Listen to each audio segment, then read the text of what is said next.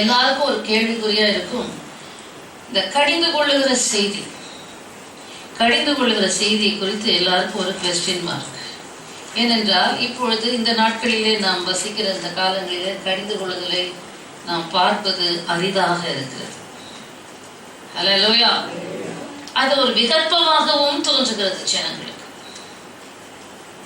புஸ்தகம் 2ஆம் அதிகாரம் 15வது வசனத்திலே அப்போஸ்தலனாகிய பவுல் என்ன எழுதுகிறார் வாசியுங்கள். தீத்துவின் புஸ்தகம் 2ஆம் அதிகாரம் 15வது வசனம். இவைகளை நீ பேசி போதித்து சகல அதிகாரத்தோடும் இவைகளை நீ பேசி போதித்து சகல அதிகாரத்தோடும் என்ன செய்? கடிந்து கொள். ஹல்லேலூயா. ஒருவனும் உன்னை அசட்டை பண்ண இடம் கொடாதிருப்பாய். அது ஊழியக்காரன் வேலை. நீங்க அசட்டை பண்ணிக்கிட்டே இருப்பீங்க, ஊழியக்காரன் அதை விட்டுக்கிட்டே இருந்தா அசுத்த ஆவிகளை சபைக்குள்ளே அனுமதிக்கிறதாக அர்த்தம். Hallelujah. We are not defending ourselves, but we are defending the cause of Christ. Hallelujah. Titus 2:15, speak these things, exhort and rebuke with all authority. Let no one despise you.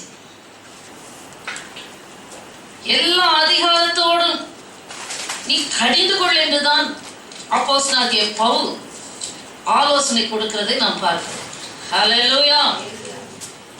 கடிந்து கொள்ளுதல் என்று சொல்லும் போது கிறிஸ்தவ சமுதாயத்துக்கு அது ரொம்ப ரொம்ப அவசியம். ஏனென்று நாம் பார்க்க போகிறோம். ஆகையினாலே ஹல்லேலூயா, கடிந்து கொள்ளப்படாவிட்டால் இந்த வசனத்துக்கு நாம் திரும்ப வரப்போகிறோம் கடைசியில. ஹல்லேலூயா, glory to Jesus. எபிரேயர் புஸ்தகம் 12ஆம் அதிகாரம் கடிந்து கொள்ளுதல், சிட்சை, கண்டிப்பு. ஹல்லேலூயா, glory to God. நம்முடைய ஆண்டவரை இன்னைக்கு என்ன பண்ணிட்டாங்கன்னா, அப்படியே ஆண்டவர் அன்பாகவே இருக்கிறார். அந்த ஒரு பகுதி, there is another side of the coin. தேவன் அன்பாகவே இருக்கிறார். 1 யோவான் 4:8. அதே எபிரேயர் புஸ்தகம் 12ஆம் அதிகாரம் கடைசி பகுதியில பாத்தீங்கன்னா, தேவன் பட்சிக்கிற அக்னியாயும் இருக்கிறாரே. He is a consuming fire also. Hallelujah. அன்பான தேவன், அதே சமயம் அவர் பட்சிக்கிற தேவனுமாய் இருக்கிறார். மறந்து போகவே கூடாது. இதே புதிய பாட்டில் எபிரேயர் புஸ்தகத்துல தான் சொல்லுது, ஜீவனுள்ள தேவனுடைய கையில் விழுகிறது பயங்கரமா இருக்குவே. இந்த வசனங்கள் எல்லாம் இந்த நாட்களிலே விசுவாசிகளுக்கு தெரிகிறதே இல்லை, ஊழியர்களுக்கும் தெரிகிறது இல்லை. ஜீவனுள்ள தேவனுடைய, அதாவது இனி வரும் பாவத்துக்கு பலி செலுத்தவே முடியாது. எபிரேயர் புஸ்தகத்துக்கு வாசிங்க வேணும் அந்த பகுதியை. எபிரேயர் புஸ்தகம் உள்ள ஆபத்துகளை ஜனங்களுக்கு எடுத்து காண்பிக்கிறது தான் கடிந்து கொள்ளுதல். ஹல்லேலூயா, glory to God. 10ஆம் அதிகாரம் 26வது வசனம். சத்தியத்தை அறியும் அறிவை அடைந்த பின்பு நாம் மனப்பூர்வமாய் பாவம் செய்கிறவர்களாக இருந்தால் பாவங்களின் நிமித்தம் செலுத்தத்தக்க வேறொரு பலி இனி இராமல் நியாய தீர்ப்பு வரும் என்று பயத்தோட எதிர்பார்க்குதலும் விரோதிகளை பட்சிக்கும் கோபாக்கிலேயே இருக்கும். ஹல்லேலூயா, glory to God. தேவனுடைய 29, தேவனுடைய குமாரனை காலின் கீழ் மிதித்து தன்னை பரிசுத்தம் செய்த உடன்படிக்கையின் இரத்தத்தை அசுத்தம் என்று எண்ணி கிருபையின் ஆவியை நிந்திக்கிறவன் எவ்வளவு கொடிதான ஆக்கினைக்கு பாத்திரவானாய் இருப்பான். ஹல்லேலூயா. ஆகினால் அருமையான தேவனுடைய பிள்ளைகளே, 31வது வசனம், நேரம் இல்லாதனால சொல்லிக்கொண்டே போகிறேன். ஜீவனுள்ள தேவனுடைய கைகளில் விழுகிறது பயங்கரமா இருக்குமே. இது புதிய ஏற்பாடா பழைய ஏற்பாடா? ஹல்லேலூயா. ஜீவனுள்ள தேவனுடைய கைகளில் விழுகிறது பயங்கரமா. they are taking God for granted. ஒரு சொன்னார், கர்த்தருடைய வருகையில 5% கிறிஸ்தவங்க கூட போக மாட்டாங்க. எத்தனை % போக மாட்டாங்களா? ஒரு பெரிய சபையின் போதகர் கூட மரண தருவாயில அவர் பரலோகம் போன சமயத்துல ஆண்டவர் கேட்டார், உன்னை யார் இங்க வர சொன்னா, ஏன் இங்க வந்தார்? ஐயோ ஆண்டவரே, நான் பெரிய சபையினுடைய போதகராமே, நீ இங்க வரமாட்ட, உன் விசுவாசிகள் எப்படி வருவாங்க? சோ கர்த்தருடைய காரியத்தை அன்றைக்கு நான் காண்பித்தேன். நரகம் பரலோகம் என்கிற அந்த தரிசனத்துக்குள்ளாக ஒரு சகோதரியை கொண்டு போய் அங்கே நீங்க எங்க வேணா எடுங்க, அந்த மாதிரி பரலோக நரகம் போயிட்டு வந்தேன்னு சொல்றவங்க அத்தனை பேர் சொல்றது ஒரு புறஜாதியை பத்தி சொல்லல. மைக்கேல் ஜாக்சன் பத்தி மற்றதான் சொல்றாங்க. ஆனா முக்கால்வாசி அவர்கள் சொல்கிறதெல்லாம் விசுவாசிகளையும் ஊழியர்களையும் நரகத்தில் இருக்கக்கூடிய கர்த்தர் எச்சரிப்பு உண்டாக அன்றைக்கு லாசரு ஹல்லேலூயா ஐஸ்வர்யவான் சொல்றான், மரித்தோர்ந்து ஒருத்தர் போனா ஜனங்க விசுவாசிப்பாங்களே ஆண்டவரே. அதே போல அநேகரை கர்த்தர் அனுபவங்களை கொடுத்து அனுப்புகிறார். அப்பொழுதும் ஜனங்களுக்குள்ளே உணர்வு இல்லாமல் இருக்கிறது. ஏன்? சகல அதிகாரத்தோடு அவர்களை கடிந்து கொள் என்று அப்போஸ்தலனாகிய பவுல் சொல்லுகிறார். கடிந்து கொள்ளுதல் எவ்வளவு கிறிஸ்தவ வாழ்க்கைக்கு அவசியமா இருக்கிறது. அது கடைசி காலங்களில் வாழ்ந்து கொண்டிருக்கிறோம். கடிந்து கொள்ளுதலை பெருக்கிறவன் ஹல்லேலூயா glory to God. திரும்ப அதுக்கு முன்னாடி வர சொல்வதற்கு முன்பாக எபிரேயர் புத்தகம் 12ஆம் அதிகாரம்,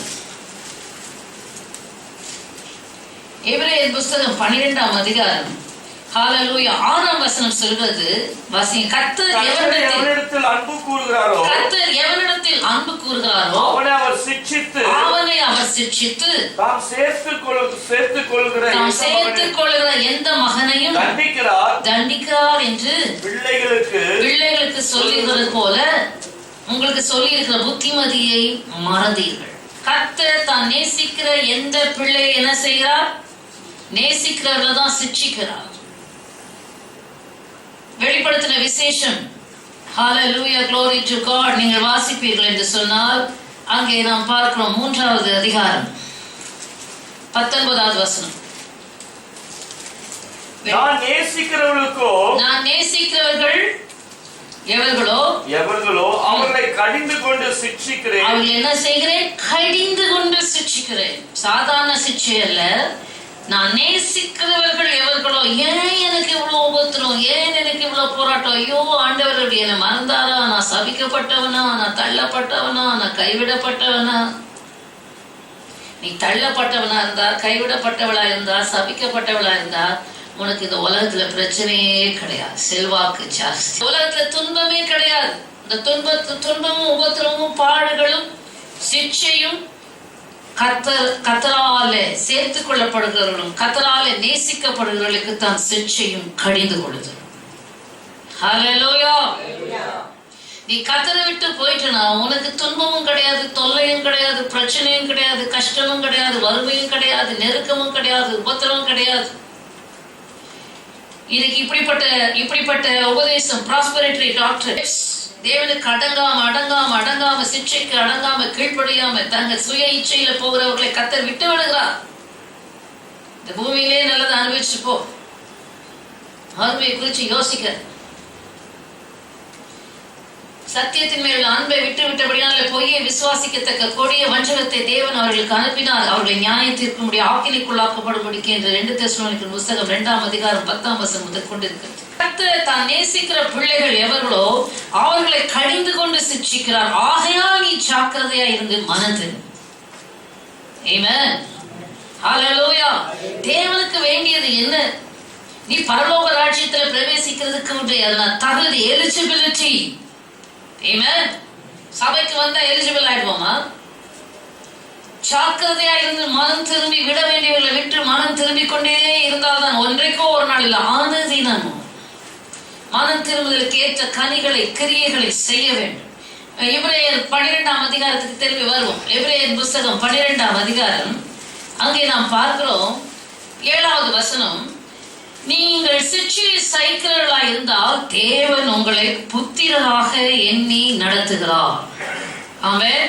நீங்கள் சிட்சையை சகிக்கிறவர்களாக முறுமுறுத்துக்கிட்டு மனதில் நிந்திச்சுக்கிட்டு ஊழியக்காரரை குற்றப்படுத்திக்கிட்டு பற்கடிச்சுக்கிட்டு ஊழியக்காரர் மனதில் எதிர்த்துட்டு இருந்தா கர்த்தர் உன்னை புத்திரராக எண்ணி நடத்த முடியாது. ஆனால் சிட்சையை சகிக்கிற மகனாய் மகளாய் இருந்தா கர்த்தர் உன்னை எப்படி நடத்துகிறாராம்? புத்திரராக. If you endure chastening, God deals with you as with sons. For what son is there whom a father does not chasten? தகப்பன் சிட்சியாத புத்திரர் உண்டோ? எல்லாருக்கும் கிடைக்கும் சிக்ஷை உங்களுக்கு கிடையாது இருந்தால் நீங்கள் புத்திரராக இராமல் வேசி பிள்ளைகளாக இருப்பீர்கள். உனக்கு சிக்ஷை வேணாமா, கடிந்து கொள்ளுதல் வேணாமா? நீ யார் தெரியுமா? பாயிண்ட் பிளாங்க சொல்ற வசனத்தை தான் நான் பேசுறேன். வேசியின் பிள்ளைகள். எங்க அம்மாவை சொல்லிட்டு எங்க அப்பாவை சொல்லிட்டு அவங்களெல்லாம் சொல்லல. ஒண்ணு தேவனோட பிள்ளைகள் அல்லது பிசாசின் பிள்ளைகள். ஹல்லேலூயா. இந்த கேட்டகரியில பிசாசு அவனிடத்துலதான் அவன் ஆதி முதல் பாவம் செய்கிறான். ஆமென். அவனுடைய கேட்டகரியில சேர்ந்ததுதான் வேசி. இந்த வேசியை குறித்து உங்களுக்கு அடிக்கடி சொல்லி வெளிப்படுத்தின விசேஷம் 17ஆம் அதிகாரம். ஓ ஹல்லேலூயா. 4வது வசனம். அந்த ஸ்திரீ இரத்தாம்பரமும் சிவப்பான ஆடையும் தரித்து பொன்னினாலும் ரத்தனங்களினாலும் முத்துக்களினாலும் சிங்காதிக்கப்பட்டு, இப்படிதான் தன் வேசித்தனமாகிய அருவருப்புகளினாலும், என்னது அது வேசியின் பிள்ளைகள் என்ன, அருவருப்பினாலும் அசுத்தத்தினாலும் நிறைந்த பொற்பாத்திரத்தை தன் கையிலே பிடித்திருந்தாள். ரகசிய மகாபாபிலோன் வேசிகளுக்கும் பூமியில் உள்ள அருவருப்புகளுக்கும் தாய் என்னும் நாமம் அவள் நெற்றியில் எழுதியிருந்தது. அவளுடைய வேலை யாருதான்? அவளுடைய குறி யார் பாருங்க. அந்த ஸ்திரீ பரிசுத்தவான்களுடைய ரத்தத்தினாலும் இயேசுவினுடைய சாட்சிகளின் ரத்தத்தினாலும் வெறி கொண்டிருக்கிறதை கண்டேன். அவளுடைய வெறி, வேசியினுடைய வெறி என்ன தெரியுமா? பரிசுத்தவான்களுடைய ரத்தம், இயேசு கிறிஸ்து குறித்த உண்மையான சாட்சிகளுடைய ரத்தம் அவளுக்கு வேணும். வெறி, அவர்களை தான் அழிக்கணும்.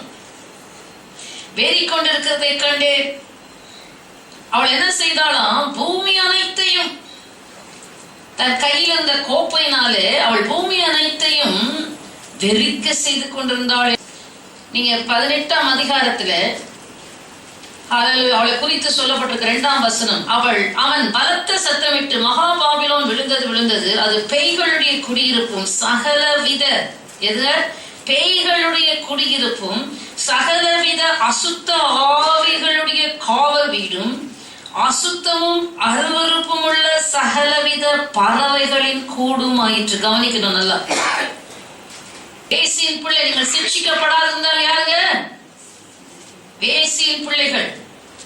அந்த வேசியின் இடத்துல என்ன இருந்தது? பேய்களுடைய குடியிருப்பு. நீ சிக்ஷிக்கப்படாவிட்டால் உன்கிட்ட என்ன இருக்கும்?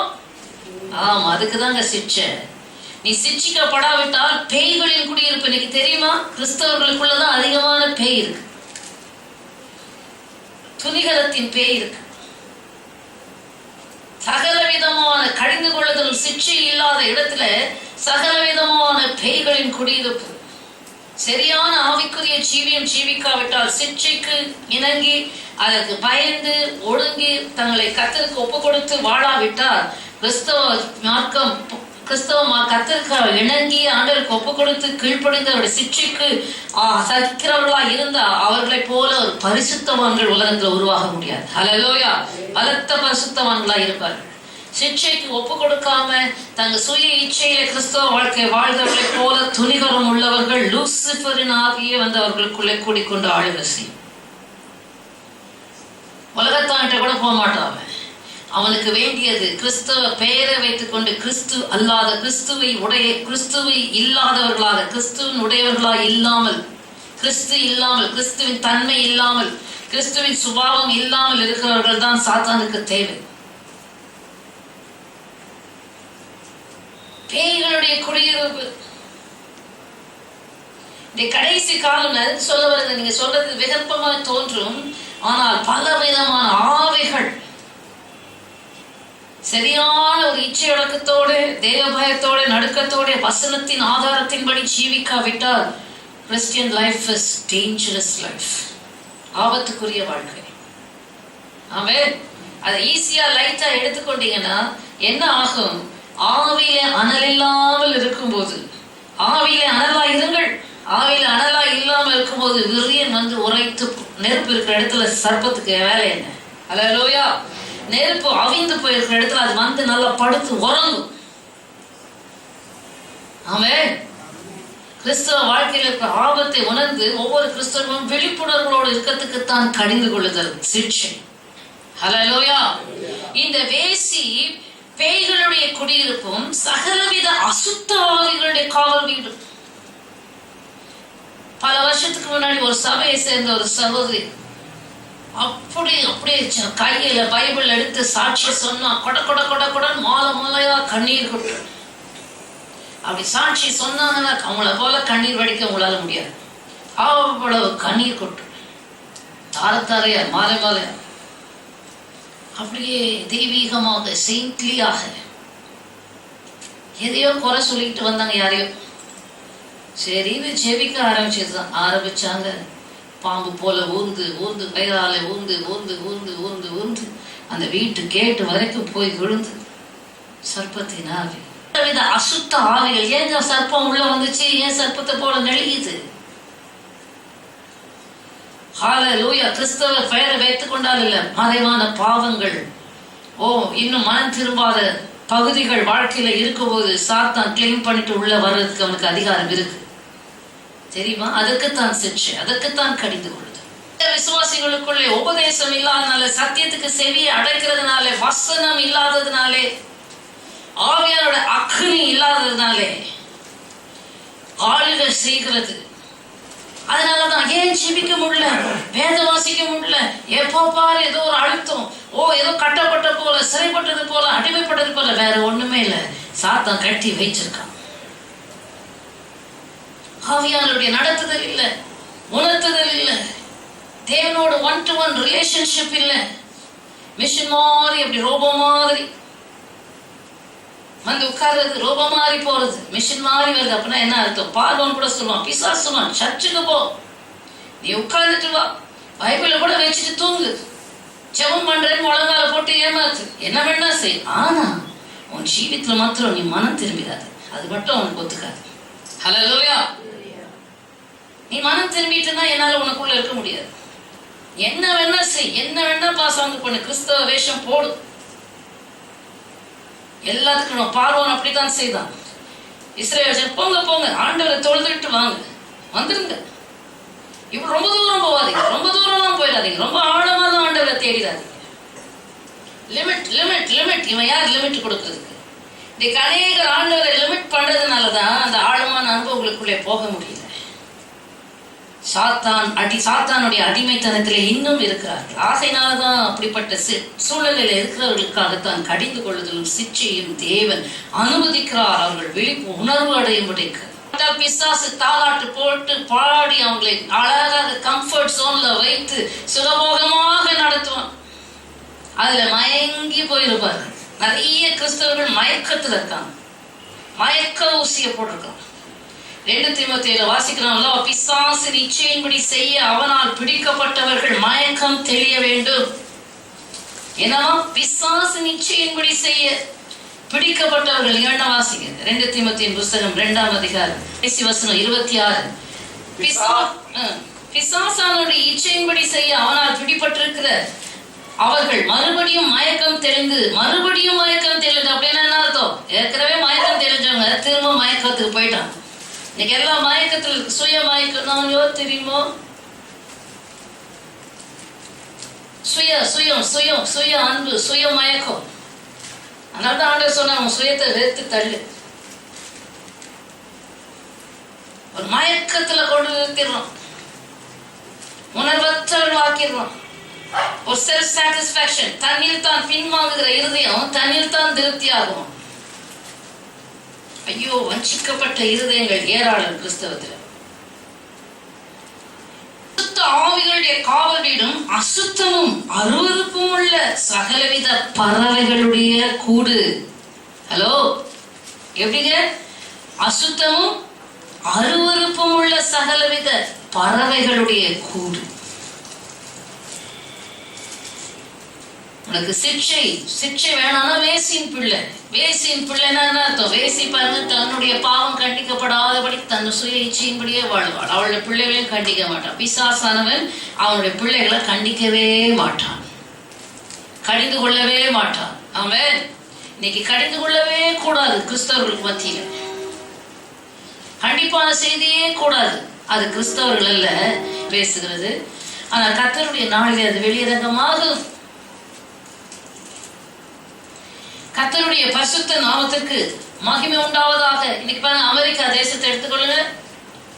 பெற்றோர் பிள்ளைகளை கடிந்து கொள்ளக்கூடாது, சிக்ஷிக்க கூடாது, அடிக்க கூடாது. ஒரு பிள்ளைய அம்மா அடிக்க போனா 3 வயசு பிள்ளை, I will call the police, மிரட்டுது. போலீஸ் போன் பண்ணிடலாம். எல்லா யூரோப் தேசத்துலயும், அமெரிக்கா, வெஸ்டர்ன் கண்ட்ரீஸ் பிள்ளைகளை கடிக்க கூடாது. எல்லாம் சுய இச்சையின்படி அலையுது. கட்டுப்பாடு இல்லாத ஜீவியம். இங்கு ஸ்கூல்ல டீச்சர்ஸ் அடிக்க கூடாது. எதுக்கு இதெல்லாம்? சாத்தான் அந்தி கிறிஸ்து தனக்கு ஆயத்தப்படுத்தும். ஏன்? அவனுக்கு பரிசுத்த ஜாதி வேண்டாம். அவனுக்கு எவ்வளோ அசுத்தமா இருக்க முடியுமோ, எவ்வளோக்கு எவ்வளோ அருவருப்பு இருக்க முடியுமோ, அப்படிப்பட்டவர்கள் தான் அந்தி கிறிஸ்துக்கு வேணும். ஹல்லேலூயா. ஆகினால இன்டர்நெட், டிவி, அப்புறம் என்னது, எல்லா விதமான மூவிஸ், எல்லாத்திலையும் அசுத்தங்களையும் அருவருப்புகளையும் வாரி இறைக்கலாம். ஓ, துட்சண பிரவாகம், floods of ungodliness invading the world. இன்னைக்கு நீ எப்படியோ கண்மூடித்தனமா பிள்ளைகளுக்கு சாப்பாடு போட்டோம், வளர்த்தோம், எடுத்தோங்கிற மீடியாஸ்ல எவ்வளவு மோசம் கேடுகள் இருக்கு தெரியுமா? இன்னைக்கு பிள்ளைகளோட படிப்பே இன்டர்நெட்ல தானே. என்ன மெஷர் எடுக்கிறீங்க நீங்க? என்ன காவல் வைக்கிறீங்க நீங்க? நீங்கள் சிற்றையை சகிக்காதிருந்தால் வேசியின் பிள்ளைகளா இருப்பீர்கள் என்று சொன்ன அந்த வேசி சாத்தானுடைய கூட்டத்தாரில் ஒரு வித்தியாகிய இந்த வேசித்தன ஆவி. ஓசியால சொல்லப்பட்டிருக்கும், மதுபானமும் வேசித்தனமும் இருதயத்தை மயக்கும். ஹல்லேலூயா. வேசித்தனம்னா சரீர பிரகாரமா செல்லும். இருதயம் மயங்கி போயிருக்குதா? உலக ஆசையில மயங்கி போயிருக்கியா? உலக அட்ராக்ஷன்ல மயங்கி போயிருக்கியா? உலக ஆவி உன்னை மயக்கி வைத்திருக்கிறதா? மாயைகள் உன்னை மயக்கி வைத்திருக்கிறதா? சத்தியத்தின் மேல உள்ள அன்பை உன்னை எடுத்துவிட்டு மாயான காரியங்கள் மேல் உனக்கு அன்பு அதிகமா இருக்குதா? கொஞ்சம் உணர்வுக்கு வாங்க. உலகம் உனக்கு நல்ல இன்பமா தெரியுதா? உலக உல்லாசங்கள் உனக்கு இன்பமா தெரியுதா? உலக ஐஸ்வர்யங்கள் உனக்கு இன்பமா தெரியுதா? உலகத்தில் இருக்கிற எழில் உனக்கு அட்ராக்ஷன், உன் இருதயம் அட்ராக்ட் ஆகுதா, இழுக்கப்படுகிறதா? இது யாருடைய சரக்கு? பேசி உலகம் அனைத்தையும் வெறிக்க பண்ணி கொண்டிருக்கிறான். இயேசு கிறிஸ்து வரும்போது கூட சொன்னார், லௌகீக கவலையினாலும் பெருந்தண்டியினாலும் வெறியினாலும் உங்களுடைய இருதயம் வாழ முடியாது. பிடிக்காது. என்ன வெறி? மதுபான வெறி அல்ல, இந்த வேசித்தனத்தின் ஆவி, அசுத்தங்களும் அருவருப்புகளுமான ஜனங்கள் பாருங்க, கிரேசி. ஐயோ, போன், செல்போன் நோண்டு நோண்டு நோண்டு நோண்டி செல்போன் நோண்டுறது, இன்டர்நெட் நோண்டுறது. ஜனங்க they are mad. பைத்தியக்காரர்களை போல ஜனங்கள் ஆக்கி கொண்டிருக்கிறான். பல கொலைகளும், தற்கொலைகளும், கற்பழிப்புகளும். எதனால? எல்லாம் இந்த மீடியாஸ், சினிமாவும் இன்டர்நெட்டும். கிறிஸ்தவ ஜனமே, முதலாவது நாம் திறப்பிலிருந்து அவைகளுக்கு விரோதமாக செபித்து போராட வேண்டிய நாம். ஹல்லேலூயா, glory to God. உங்களுடைய பிள்ளைகளை நீங்கள் அதற்கு பலியாக்கி கொண்டிருந்தால் எப்படி? பிள்ளைகளை கட்டுப்பாடு செய்யறதில்ல, கடிந்து கொள்றதில்ல, கண்டிப்பாய் நடத்துறதுக்கு உள்ள என்ன ஆகுது? சாத்தான் இந்த வேசித்தன ஆவி அந்த உள்ளத்தை நல்லா மதன் குடிவெறியில் போதையில் இருக்கிற மாதிரி ஒரு உணர்வற்றவர்களாக தேவனுடைய உணர்வற்றவர்களாக ஒரு மயக்கத்துக்குள்ளாக போடுகிறது. அதனால்தான் சத்திய ஆரோக்கியமான வசனம் கேட்க விருப்பம் இல்லை. அதை வேற நான் சொல்றது. ஆகினாலே நீங்கள் சிட்சிக்கப்படாதிருந்தால் வேசியின் பிள்ளைகளாய் இருப்பீர்கள். தகப்பன் சிட்சியாத புத்திரன் உண்டோ? உலக பிரகாரமான தகப்பன் தங்களுக்கு நலம் என்று தோன்றினபடி உங்களை கொஞ்ச காலம் சிட்சித்திருக்க, அதே வசனம் அதே அதிகாரத்தில் நேரம் இல்லாதனால சொல்லிட்டு போறேன். ஆவிகளின் தகப்பன் உங்களை தம்முடைய பரிசுத்தத்திற்கு பங்குள்ளவர்களாகும்படிக்கு அவர் சிட்சிக்கிறார். எதற்கு சிட்சிக்கிறார்? என்ன பரிசுத்தம்? அவருடைய பரிசுத்தத்திற்கு நாம் பங்குள்ளவர்களாக வேண்டும். எந்த லெவல் அவர் எதிர்பார்க்கிறார்? What is his expectation? நீ அந்த ஊழியக்காரர் போல, இந்த ஊழியக்காரர் போல, அந்த சகோதரி போல, இந்த சகோதரர் போல இருன்னு சொல்லல. என்ன போல? நான் பரிசுத்தன். ஆகையால் நீங்கள் உங்கள் நடக்கைகள் எல்லாவற்றிலும் ஒழுங்கா, ஜாக்கிரதையா, மரியாதையா பரிசுத்தமா அப்படின்னு நான் சொல்றேன். கர்த்தர் சொன்னார், நான் பரிசுத்தன், நீங்கள் உங்கள் நடக்கைகள் எல்லாவற்றிலும், உடுத்துதல், நடக்கை, உன்னுடைய பாவனை, உன்னுடைய செயல்பாடுகள் எல்லாவற்றிலும்.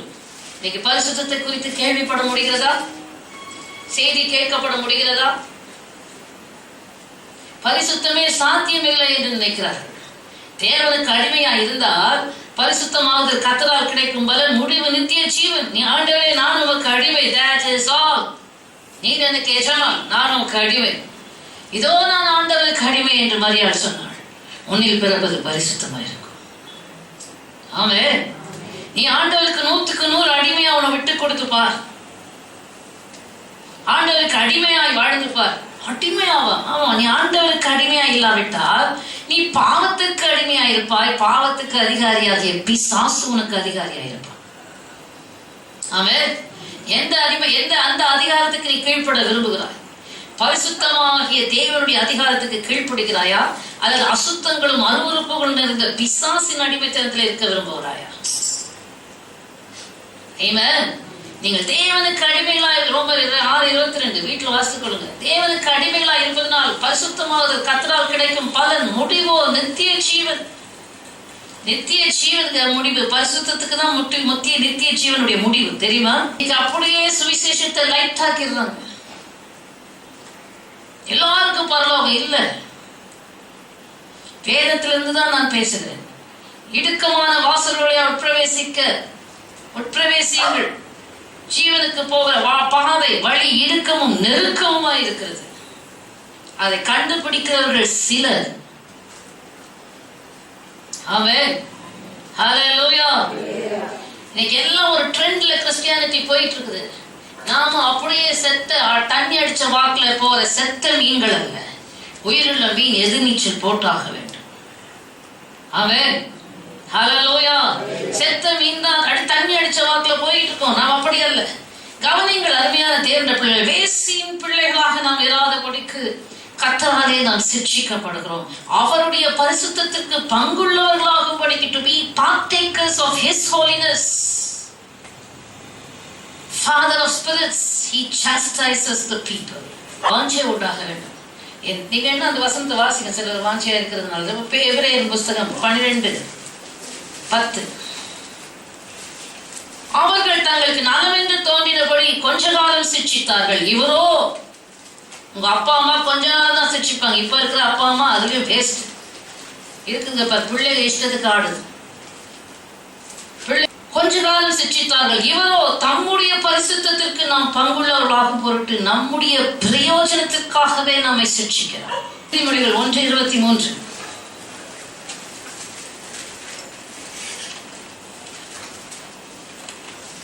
என் கடிந்து கொள்ளுதலுக்கு திரும்புங்கள். இதோ என் கடிந்து கொள்ளுதலுக்கு திரும்புங்கள். இதோ என் ஆவியை உங்களுக்கு அருளுவேன். ஆமென்.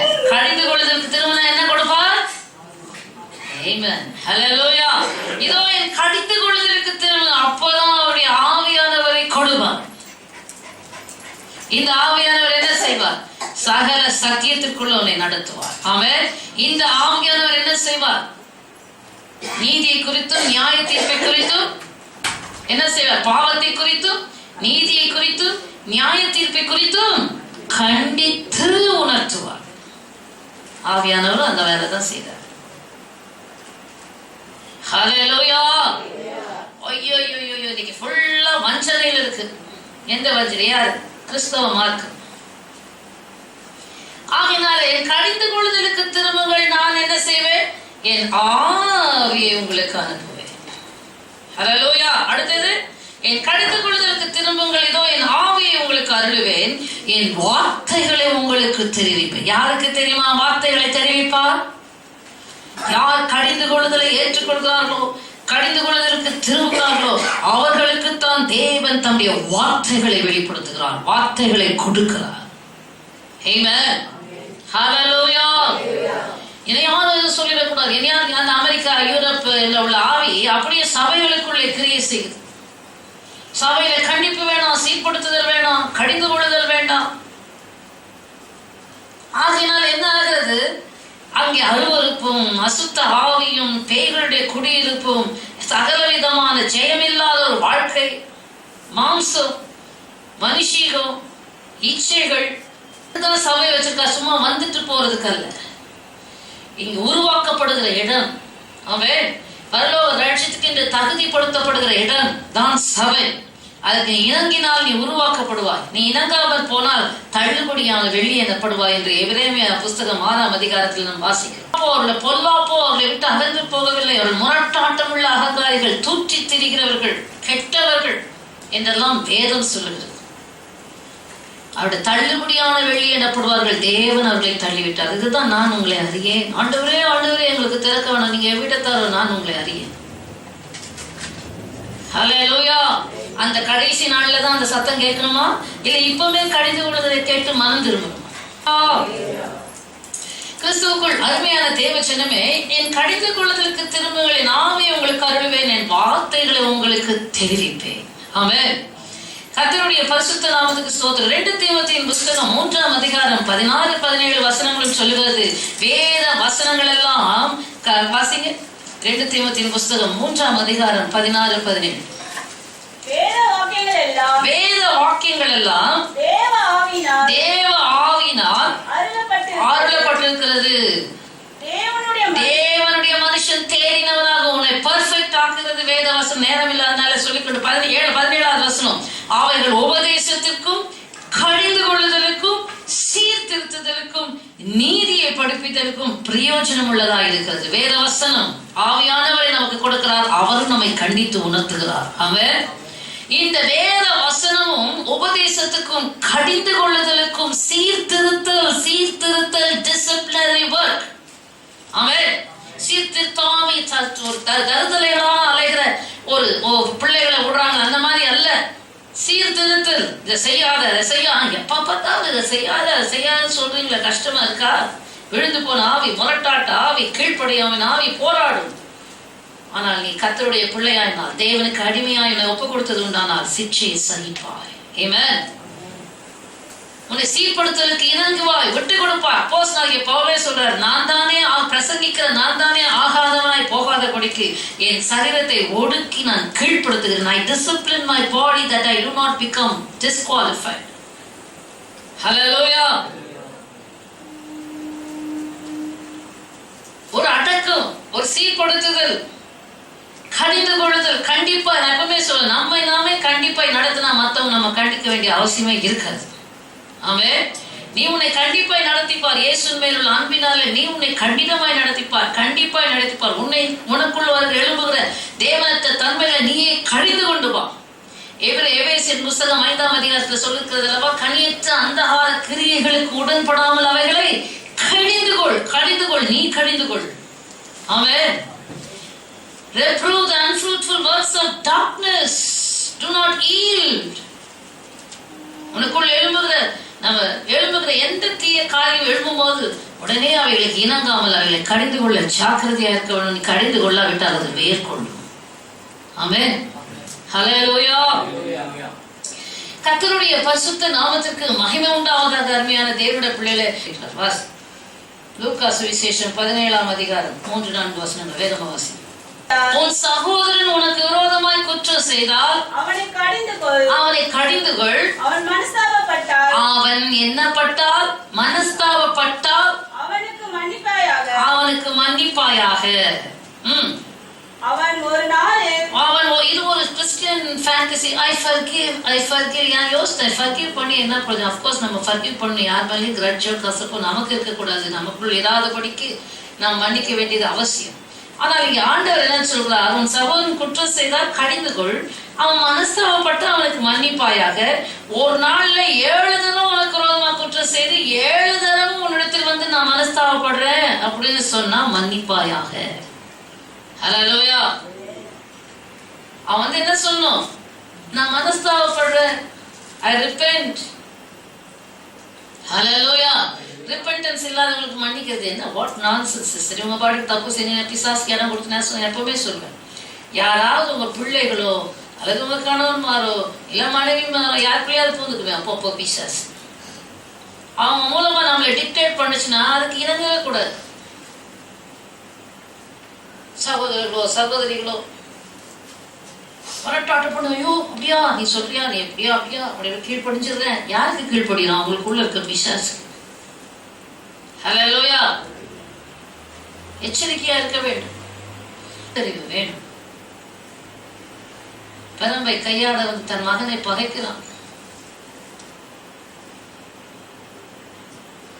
இயேசு கிறிஸ்துவும் தன்னுடைய சீஷர்களை கடிந்து கொண்டால் லூக்கா சுவிசேஷம் காண்பித்துக் கொண்டு போயிட்டே இருக்கிறேன். 9ஆம் அதிகாரம் 55வது வசனத்துல ஓவர்நெக்கேஸ் யாக்கோபு யோவான் என்பவர்கள் இயேசு கிறிஸ்துவை ஒரு பட்டணத்தார் அவரை ஏற்றுக்கொள்ளாமல் போகும்போது ஒன்றை சொல்லணும், ஆண்டவரே வானத்திலிருந்து அக்கினி இறக்கி இந்த கிராமத்தை எரிச்சிடலாமா?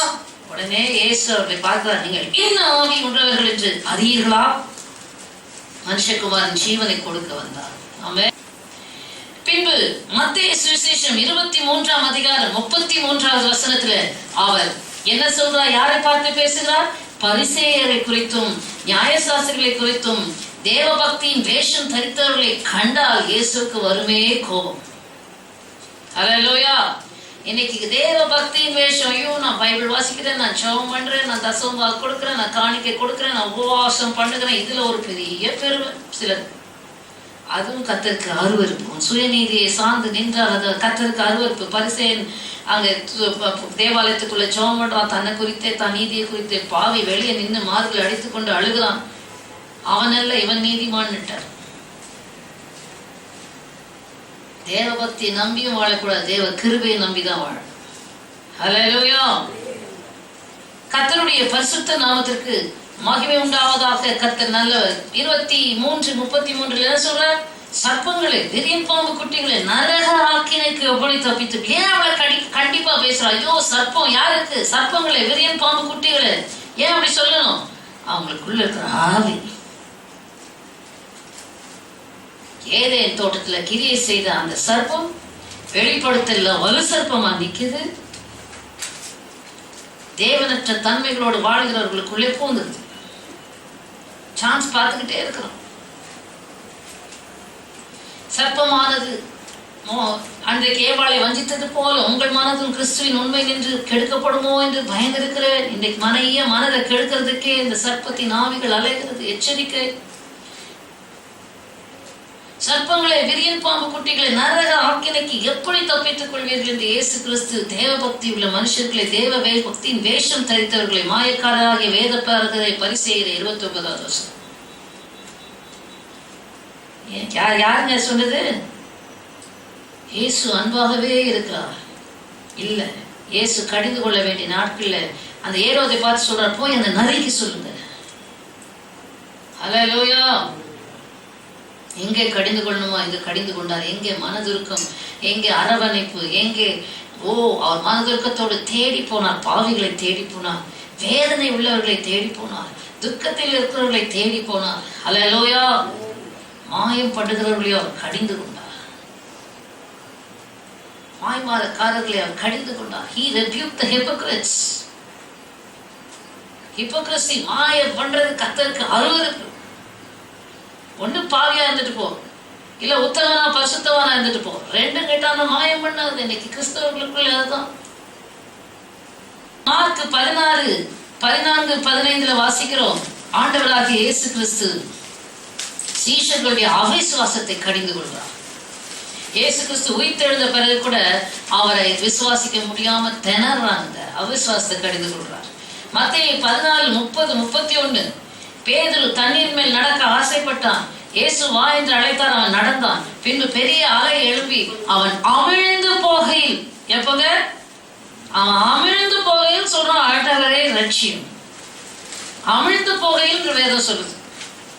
And he was sinking. அவர் விசுவாசம், அவருக்கு அடுத்தது பிடிக்காது, முதல் பிடிக்காது தேவ பக்தியின் வேஷம் தரிச்சு ஏமாத்துறவங்களை பிடிக்காது. ரெண்டாவது விசுவாசின்னு பேரை வச்சுட்டு, சீஷன்னு பேரை வச்சுட்டு விசுவாசம் இல்லாம செயல்பட்டா பிடிக்காது. எப்படிப்பட்ட விசுவாசம்? அமிழ்ந்து போனாலும் பரவாயில்ல விசுவாசிக்கணும். ஹல்லேலூயா. பேதுரு அமிழ்ந்து போகையில் ஆண்டவரே என்னை ரட்சியம் தான் கூப்பிட்டார். அற்ப விசுவாசி ஏன் சந்தேகப்பட்டார் என்று அவனை அதட்டினார், கடிந்து கொண்டார். ஹல்லேலூயா. அமிழ்ந்து போற போல சூழ்நிலை வந்தாலும் நாம பதறவே கூடாது. ஆமென். விசுவாசிக்கிறவன்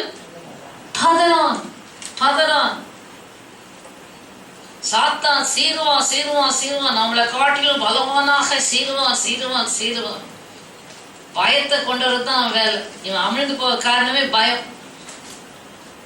ஒழுங்கா நடந்து இயேசுவை பார்த்த போது நடந்தான் தண்ணீர் மேல, அலையை பார்த்த போது அமிழ்ந்து போனான்.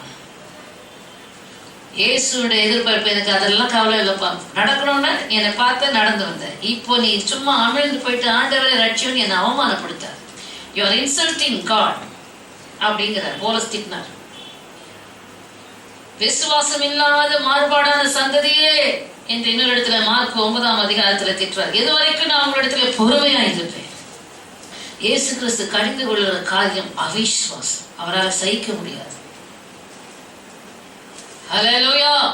ஏன் நாம் அவிஸ்வாசப்படும் போது சாத்தானுக்கு ஒரே கொண்டாட்டம். நாம் அவிஸ்வாசப்படும் போது we are insulting the true living God who is always available. அவருடைய வசனத்தை, அவருடைய வார்த்தையை, அவருடைய பிரசன்ஸ், அவர் இருக்கிறவராகவே இருக்கிறார் என்கிற நிச்சயத்தை நாம் இழந்து விட்டால்தான் அந்த சந்தேகமும் பயமும் வரும். ஆமென். உன் அனலாகி அதெல்லாம் குளிராக இருன்றார்ல, வெது வெதுப்பா இருக்காத,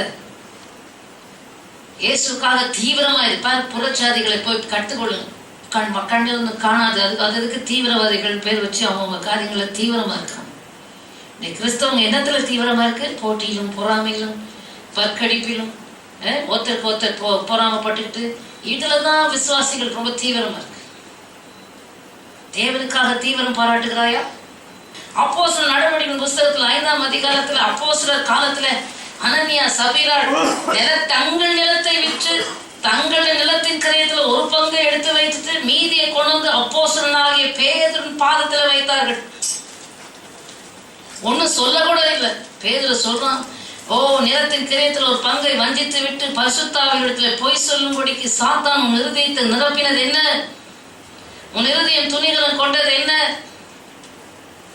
அந்த வார்த்தையை கேட்டு அந்த இடத்திலே அனனியா செத்து விழுந்தான். இதெல்லாம் புதிய ஏற்பாடா இல்லையா? இன்னைக்கு எப்படி பொய் வாய விசுவாசியே வாயை திறந்தா பொய் உண்மையை பொய்யை உண்மை போல என்கிட்டே பேசுது.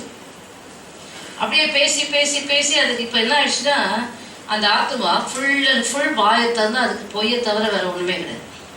அது வாய இருதயம் ஃபுல்லா பொய்னாவி. ஆண்டவராகிய இயேசு கிறிஸ்து சொல்றார், நீங்கள் உங்கள் பிதாவாகிய பிசாசினால் உண்டானவர்கள். அவன் ஆதி முதல் மனுஷ கொலைபாதகன். அவன் பொய்யினும் பொய்க்கு பிதாவுமா இருக்கிறான். ஒரு பொய்யை பேசிட்டு பரவாயில்ல சமாளிச்சிடலாம். இன்னைக்கு அப்படியே டிசீவிங் ஊழியக்காரரை அவஞ்சிக்கிறார். அன்னைக்கு சரீர பிரகாரமா செத்து விழுந்தான், இன்னைக்கு சரீர பிரகாரமா சாகல. ஏன் தெரியுமா? பிரச்சனை ஆத்மாவில் உனக்கு சாவுமணி என்னைக்கும் அடிச்சாச்சு. You are dead already. அதனாலதான் உன்னால அவ்வளவு தைரியமாக பொய்யை உண்மை போல மனசாட்சி செத்து போச்சு. உனக்கு இங்க இருக்கிறவங்க தான் சொல்றேன், மனசாட்சி செத்து போச்சு, உன் ஆவி மனம் கடினப்பட்டு போச்சு. மனதை கடினப்படுத்தி கொண்டு பொய்யை துணிகரமாய் பேசுகிறார். உன் ஆத்மாவுக்கு நீயே சாவு மணி அடிக்கிற. என்னைக்கோ செத்து போச்சு. சரீரத்துல சும்மா உட்கார, சும்மா டிராமா பண்ணிட்டு இருக்கு. கிறிஸ்தவனை போல விசுவாசியை போல மற்றவங்களை ஏமாத்தலாம். ஊழியக்காரர்களையும் மற்றவர்களையும் நீ ஏமாற்ற முடியாது, தேவனை ஏமாற்ற முடியாது. நீ சொல்றது பொய் என்ற ஆவியில எங்களுக்கு தெரியாதா? பயங்கரமான வாத சபைக்கு இப்படிப்பட்ட துணிகரமா இருந்தீர்கள் என்றால் ஒரு புறச்சாதியன் கூட நல்ல நியாய தீர்ப்பு கிடைக்கும். சபைக்குள்ள துணிகரமா இருக்கிறவர்களுக்கு நியாய தீர்ப்பு பயங்கர கொடுமையா எச்சரிக்கை. Don't play the fool here.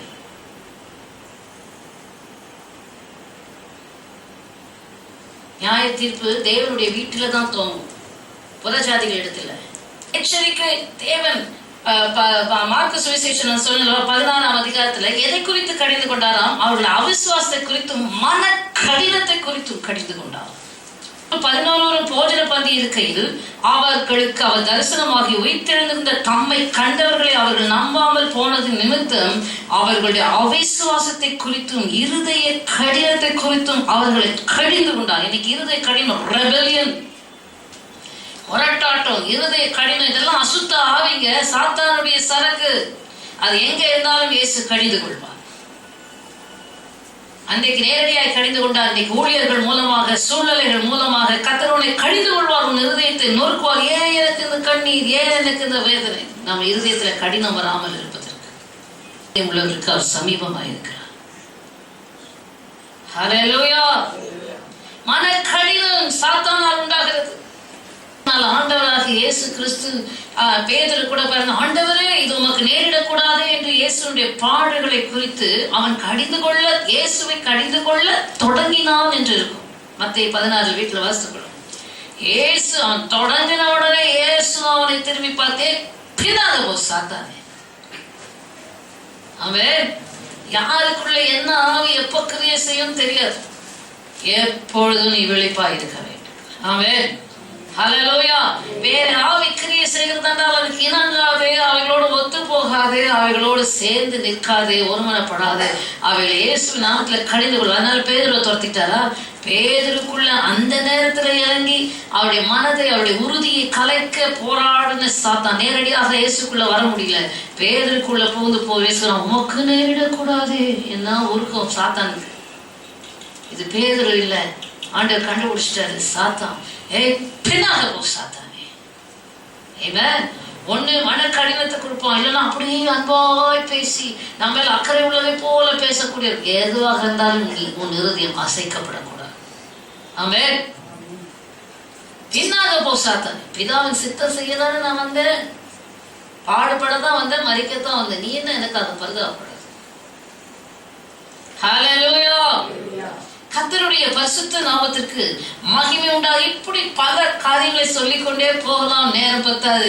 அப்போஸ்தலனாகிய பவுல் என்ன சொல்கிறார் என்ற காரியத்துக்கு நாம் திரும்பி வருவோம். 2 தீமோத்தேயுவின் புஸ்தகம் 4ஆம் அதிகாரம் 2-3 வசனங்களை சீக்கிரமாக வாசிப்போம். 2 தீமோத்தேயுவின் புஸ்தகம் 4ஆம் அதிகாரம் 2-3 வசனங்கள். சமயம் வாய்த்தாலும் வாய்க்காவிட்டாலும் ஜாக்கிரதையாய் திருவசனத்தை பிரசங்கம் பண்ணு. எல்லா நீடிய சாந்தத்தோடும் உபதேசத்தோடும் கண்டனம் பண்ணி கடிந்து கொண்டு. இதெல்லாம் பைபிள் தான் இருக்குது. கடிந்து கொண்டு என்ன சொல்லு?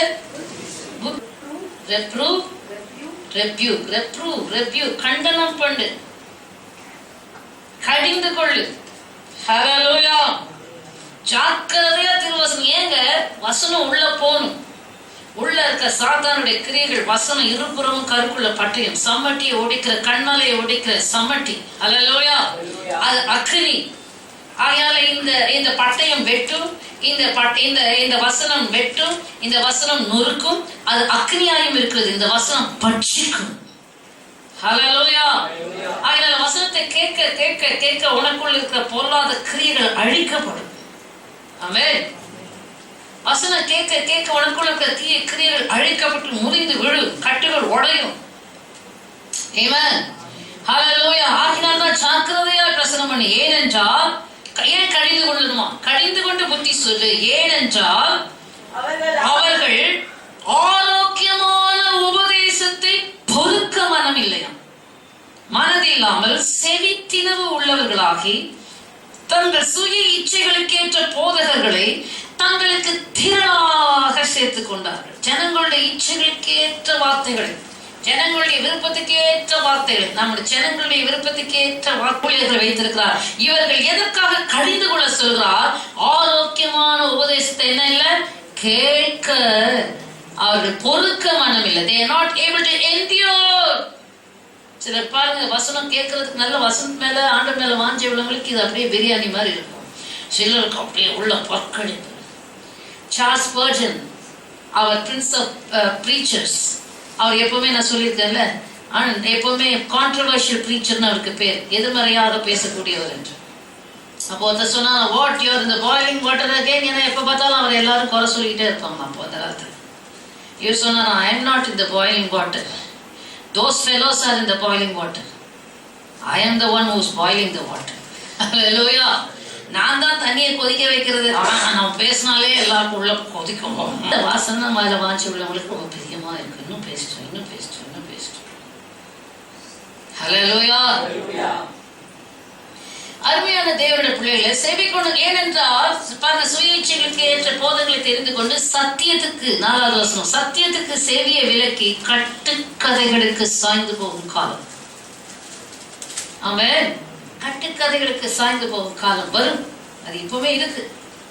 So their time will come when they will not endure sound doctrine, but according to their own desires, because they have itching ears, they will heap up for themselves teachers, and they will turn their ears away from the truth and be turned aside to fables. But you, be watchful in all things, endure afflictions, do the work of an evangelist, fulfill your ministry. Hallelujah. நீயோ எல்லாவற்றிலுமான தெளிவுள்ளவனாயிரு. என்ன சொல்றாரு? தீங்கு அனுபவிப்பார். சுவிசேஷனுடைய வேலையை செய்ய உன் ஊழியத்தை நிறைவேற்று. ஹல்லேலூயா. எப்படி இருக்கு? தீத்துவின் புஸ்தகத்துல தீத்து இன்னும் 1 தீமோத்தேயுவின் புஸ்தகம் 5ஆம் அதிகாரம் 20வது வசனத்தை வாசிங்க. 1 தீமோத்தேயு 5:20. மற்றவர்களுக்கு முந்தைய வசனம் கூட வாசிக்கலாமா? மூப்பனானவனுக்கு விரோதமாக ஒருவன் செய்யும் பிராதை 2-3 சாட்சிகள் இல்லாமல் நீ ஏற்றுக்கொள்ள கூடாது. மற்றவர்களுக்கு பயம்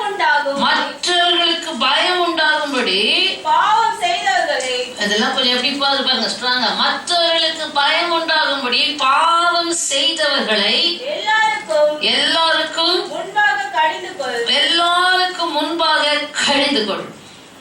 ஆமென். Do not receive an accusation against an elder except from 2 or 3 witnesses.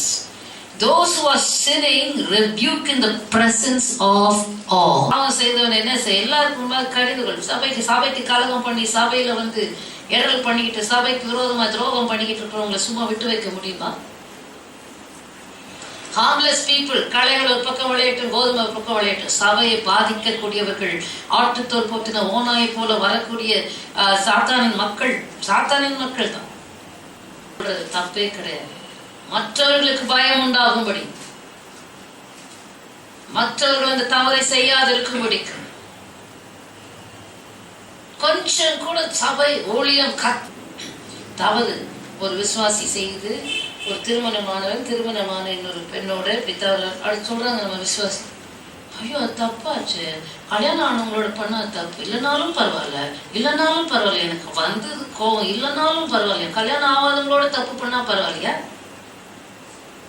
கல்யாணம் ஆனவங்க தப்பு பண்ணா பரவாயில்லையா, இல்லைனாலும் பரவாயில்ல. எந்த அளவுக்கு மனசாட்சி ஆவிய மழுக்கி போட்டு இச்சை பாவம் அசுத்தம், இது பரவாயில்ல, அது பரவாயில்ல, இது பரவாயில்லன்னு சாஃப்ட் கார்னரை கொடுத்துக்கிட்டு மயக்கத்துல வாழ்றதுன்னா அதை போல வஞ்சனை வேற ஒண்ணும் கிடையாது. சின்ன தவறை கூட பெரிதாக எடுத்து மனஸ்தாபப்பட்டு தேவனை கேட்ட துக்கம் கொண்டு ஆண்டவர் சமூகத்தில் மனம் திரும்பினால் ஆண்டவர் விமோசனம் கொடுப்பார். அவன் பரவாயில்லன்னு மழுக்கி போட்டோன்னா அந்த பாவமே உன்னை சாகடிக்கும், நரகத்துக்கு கொண்டு போகும். உனக்குள்ள இருந்து பாவத்தன்மைகள் போகாது. சின்ன பாவத்தை குறித்து நீ மனஸ்தாபப்பட்டு ஆண்டவர் சமூகத்தில் அழுதனா அந்த பாவத்தின் வேர் உன்னை விட்டு போகும். ஆமென்.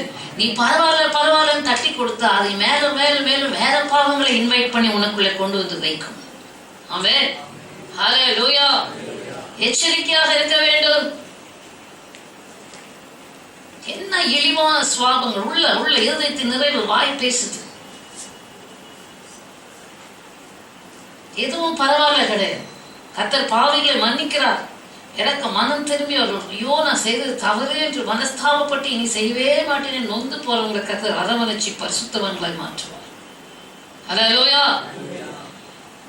எச்சரிக்கையாக இருக்க வேண்டும். ஆகையினால அருமையான தேவனுடைய பிள்ளைகள், அடுத்ததாக நீங்கள் வாசிங்க தீத்துவின் புஸ்தகம் 1ஆம் அதிகாரம் 13-14. நான் முடிக்கிறேன். இந்த சாட்சி உண்மையா இருக்கிறது. இது முகாந்தரமாக அவர்கள் யூதருடைய கட்டுக்கதைகளுக்கும் சத்தியத்தை விட்டு விலகுகிற மனுஷருடைய கற்பனைகளுக்கு செவிகொடாமல் விசுவாசத்திலே ஆரோக்கியம் நோய் கொண்டவர்களா இருக்க கூடாது. விசுவாசத்துல ஆரோக்கியம் உள்ளவர்களா இருக்கும்படி நீ அவர்களை கண்டிப்பாய் கடிந்து கொள். இதெல்லாம் வேதத்துல இருந்தானே பேசுறேன். Not giving heed to Jewish fables and commandments of men who turn from the truth This testimony is true. Therefore, rebuke them sharply, that they may be sound in the faith. Rebuke them sharply. கண்டிப்பாய் கடிந்து கொள். சும்மா ஆரோக்கியம் இல்லாம நசல் கொண்டவர்களா இது பரவாயில்ல அது பரவாயில்ல இது சரி வளவள கொலன்னு இருக்கக்கூடாது. ஆமென். ஸ்திரமா இருக்கணும். கிறிஸ்தவர்கள் உறுதியா இருக்கணும். ஹல்லேலூயா. இருமனம் உள்ளவன் தன் வழிகள்லாம் நிலைவற்ற. சத்தியம் எதுவும் அந்த சத்தியத்துல காம்ப்ரமைஸ் ஆகவே கூடாது. யாராக இருந்தாலும் சரி விட்டு கொடுத்து சத்தியத்தை விட்டு கொடுக்க கூடாது. ஆமென். சத்தியத்தை விற்காத வாங்கு என்று வேதம் சொல்கிறது. ஆமென். சத்தியத்தை விட்டு போடக்கூடாது. காம்ப்ரமைஸ் ஆகக்கூடாது. உனக்கு ரொம்ப பிரியமானவளா இருந்தாலும் சரி சத்தியத்துக்காக நீ நின்றே ஆக வேண்டும். ஹல்லேலூயா. உனக்கு தேவன் வேணுமா மனுஷர் வேணுமா? தேவனை பிரியப்படுத்தணுமா மனுஷரை பிரியப்படுத்தணுமா? நீதான் தீர்மானம் பண்ணணும். 2 தீமோத்தேயு 3 அதிகாரம் 13வது வசனம் வாசிங்க. 12 சொல்லுது, கிறிஸ்துவுக்குள் தேவபக்தியாய் நடக்க மனதாய் இருக்கிறவர்கள் துன்பப்படுவார்கள். ஆனால் 13வது வசனம், பொல்லாதவர்களும் எத்தர்களுமானவர்கள் மோசம் போக்குகிறவர்களாகவும் மோசம் போகிறவர்களுமாக இருந்து மேன்மேலும் கேடுள்ளவர்களாவார்கள். இப்படி வஞ்சிக்கிற ஆவிகள் ஏராளமாய் கடைசி காலத்துல வேலை செய்த காரணம் ஒரே ஒரு காரணம், வசனத்தின் ஆதாரத்திலே தங்கள் ஜீவியத்தை கட்டி எழுப்பாங்க. ஏதோ ஒரு மயக்கத்துல போயிட்டு இருக்கிறதுனால அந்த வசனம் இல்லாம கிறிஸ்தவ வாழ்க்கை வாழ்ந்தீங்கன்னா வஞ்சிக்கிற ஆவிகள் மடமடமடமடன்னு இன்வைட் ஆயிடும். இரவும் பகலும் அதான் ஹோம்ஒர்க் கொடுத்து எத்தனை மனப்பாடம் பண்றீங்க வசனத்தை. இரவு பகலும் வசனத்தை தியானிக்கிறது மாத்திரமில்லை, எவ்வளவு மனப்பாடம் பண்ண முடியுமோ அவ்வளவு மனப்பாடம் பண்ணி இருதயத்துல பதிச்சு தினம் நடக்கும் போதும் உட்காரும் போதும் எழுதும் போதும் வசனத்தை சொல்லுங்க. நீங்க ஃபயர் பிராண்டா மாதிரி இருப்பீங்க. வஞ்சிக்கிற ஆவி நெருங்க முடியாது. ஹல்லேலூயா. கர்த்தருடைய பரிசுத்த நாமத்துக்கு ஸ்தோத்திரம். கடைசியாக நாம் முதல் பார்த்த வசனத்துக்கு வரும். தீத்துவின் புஸ்தகம் 2ஆம் அதிகாரம் ஹல்லேலூயா 15வது வசனத்தில், இவைகளை நீ பேசி போதித்து சகல அதிகாரத்தோடு கடிந்து கொள், ஒருவனும் உன்னை அசட்டை பண்ண இடம் கொடாதிருப்பாயாக. இவைகளை நீ பேசி போதித்து சகல அதிகாரத்தோடு கடிந்து கொள். சகல அதிகாரத்தோடு கடிந்து கொள். எவைகளை பேசணுமா? கிறிஸ்தவர்களுக்கு என்ன பேசணுமா? 11வது வசனத்திலிருந்து, ஏனெனில் எல்லா மனுஷருக்கும் ரட்சிப்பை அளிக்கத்தக்க தேவ கிருபை பிரசன்னமாக. எல்லா மனுஷருக்கும் ரட்சிப்பை அளிக்கத்தக்க தேவ கிருபை பிரசன்னமாக என்ன சொல்லுச்சு? இதுக்கு ஒரு பெரிய பொருள். தேவ கிருபை கிருபை கிருபை கிருபை. என்னங்க கிருபை? நீ எவ்வளவு பாவம் செய்தாலும் கிருபை, நீ எப்படி மோசமா இருந்தாலும் கிருபை போதும், உனக்கு கிருபை போதும் கிருபை போதும் கிருபை கிருபை கிருபை. ஆனா இந்த கிருபை, வேதத்தில் உள்ள கிருபை, ரட்சிப்பை அளிக்கத்தக்க தேவ கிருபை பிரசன்னமாகி என்ன செய்துதான்? தேவ கிருபை வந்தா அவபக்தியை விடு. ஆமென். அவபக்தியையும் உலக இச்சைகளையும் நிறுத்துரு. கிருபை என்ன சொல்லுது? இச்சையில இருன்னு சொல்லுதா? இச்சையை வெறுத்துருது. ஆமென். ஹல்லேலூயா. இச்சைகள் நாள்தோறும் போராடும். மாம்ச இச்சை வருதா? இயேசு நாமத்துல மாம்ச இச்சையை அழிக்கிறேன். உலகத்தை ஜெயித்த இயேசு நாமத்துல கண்களின் இச்சையை ஜெயிக்கிறேன். உன்னோட வருதா அந்த ஆவிகள் போராட? ஓ, ஜீவனத்தின் பெருமையை அழிக்கிற ஒவ்வொரு நாளும் சொல்லுகிறாயா? உங்களுக்கு விரோதமா எதிரிட்டு வருகிற இந்த ஆவிகள் எல்லாம் கேட்டு வாங்கக்கூடாது. அல்லது பயந்து ஐயோ இந்த பாவம் நமக்குள்ள வருது, இன்னும் சிங்கமா நில், அசிங்கமா போயிடாது. ஆமென். பாவ கிரியைகள் இச்சையின் ஆவிகள் ஒவ்வொரு நாளும் தேவ பிள்ளைகளுக்கு விரோதமா அவன் வீசுகிறானா? நீ இதை செய்து பார். இயேசு நாமத்துல உலகத்தை ஜெயித்த இயேசு நாமத்துல இச்சையை அழிக்கிறேனே சொல்லு. ஆமென். இப்படி செய்ய செய்ய செய்ய ஒரு நாள்ல நீ உன் இருதயம் உன் ஆவி சிரமாய் கர்த்தருக்குள்ள அக்னியாய் நிற்கும். ஹல்லேலூயா. இச்சைகளை மேற்கொள்கிற மகனாய் மகளாய் இருப்பார். ஓ ஹல்லேலூயா, glory to God. தேவ கிருபை பிரசன்னமானால் நாம் அவபக்தியையும், நீங்க அந்த வசனத்தில் நமக்கு போதிக்கிறது என்னது? அவபக்தியையும் லௌகிக உலக இச்சைகளையும் வெறுத்து விடும்படிக்கு நமக்கு போதிக்கிறது தேவ கிருபை. ஆமென். நான் உன்னை தாங்குவேன், நீ என்ன வேணாலும் செய்தாலும் என் கிருபை உனக்கு போதும் அப்படி சொல்லல. லௌகிக இச்சைகளை வெறுத்து விடு என்று போதிக்கிறது. அவபக்தி என்றால் தேவன் இல்லாத காரியங்களை வெறுத்து விடு. தேவன் இல்லாத காரியங்களுக்கு உடன்படாதே. தேவனற்ற மக்களோடு ஐக்கியப்படாதே. அந்நிய நிலத்தில் அவிசுவாசிகளுடன் பிணைக்கப்படாதே. விசுவாசிக்கும் அவிசுவாசிக்கும் சம்பந்தம் ஏது? நீதிக்கும் அநீதிக்கும் இசைவேது. ஒளிக்கும் இருளுக்கும் சம்பந்தம் ஏது? கிறிஸ்துவுக்கும் பேலியாளுக்கும் இசைவேது. விக்கிரகத்துக்கும் தேவனுடைய ஆலயத்துக்கும் சம்பந்தம் ஏது? அவபக்தி, அவபக்தி, அவபக்தி. தேவனற்ற ஒரு காரியத்துல தேவன் இல்லையா, அங்க உனக்கு வேலை இல்லை. ஆமென், ஹல்லேலூயா. லௌகிக இச்சையை வெறுத்து விடும்படி போதிக்கிறது. அடுத்து தெளிந்த புத்தி. புத்தியில தெளிவு இருக்கணும். யார் என்ன சொன்னாலும் கேட்டு குழம்பி கொண்டு இருக்க கூடாது.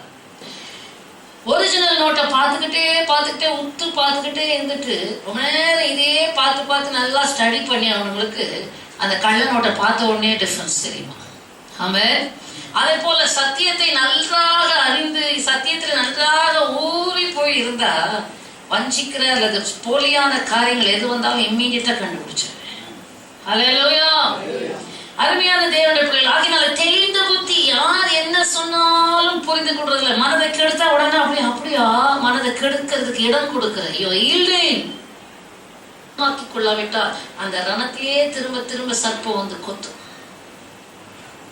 சர்ப்பத்தினால் தீண்டப்பட்ட உயர்த்தப்பட்ட வெண்கல சர்ப்பத்தை நோக்கி பார்த்தது போல இயேசுவின் இரக்கத்துக்காக நோக்கி பார்ப்பாய் என்றால் ஒருவேளை உன்னை தீங்கின சர்ப்பத்திலிருந்து உனக்கு விடுதலை கிடைக்கணும். ஹல்லேலூயா. ஆகினாலே தெளிந்த புத்தியும் நீதி. அநீதி நிறைந்த உலகம். நீதி என்ன? நம்ம நீதி அல்ல. நான் ரட்சிக்கப்பட்டேன் அந்த நீதி அல்ல, தேவ நீதி. தேவ நீதியை சார்ந்த அப்பவே சொல்லுவேன். ஒருத்தர் வழக்குக்கு போகும்போது சொன்னேன், உங்க கையில சைட்ல 100% ரைட்டா இருந்தாலும் அதை நம்பி போகாதீங்க. தேவனுடைய இரக்கத்தின் மூலமாக, அவருடைய ரத்தத்தின் மூலமாக, அவர் பேரில் நீங்கள் வைத்திருக்கிற விசுவாசத்தின் மூலமாக நமக்கு நீதி உண்டாகிறது என்று வேதம் சொல்கிறது. அந்த நீதியை நம்பி போவதற்கு ஜெயம் கிடைக்கும். ஹல்லேலூயா. நான் சுயநீதி கர்த்தருடைய பார்வையில் அழுக்காது கருத்து. அந்த சுயநீதி ஒரு பக்கம் இருக்கட்டும். அப்போஸ்தலனாகிய பவுல் கூட சொல்றாரு, ரட்சிக்கப்பட்ட பிறகு ஐயோ நான் சுயநீதியை உடையவனா இராமல் இயேசு கிறிஸ்துவினுடைய மேல் உள்ள விசுவாசத்தின் மேல் உண்டாகிற நீதினாலே நான் நீதியை பெற்றுக்கொள்ளும்படியாக நான் விரும்புகிறேன் என்று பிலிப்பியர் புத்தகம் 3ஆம் அதிகாரத்தில் சொல்லுவார். தன் சுயநீதியெல்லாம் கழட்டி வச்சுட்டு இயேசு மூலமாக வருகிற நீதியை தரித்துக் கொள்வார். ஆமென்.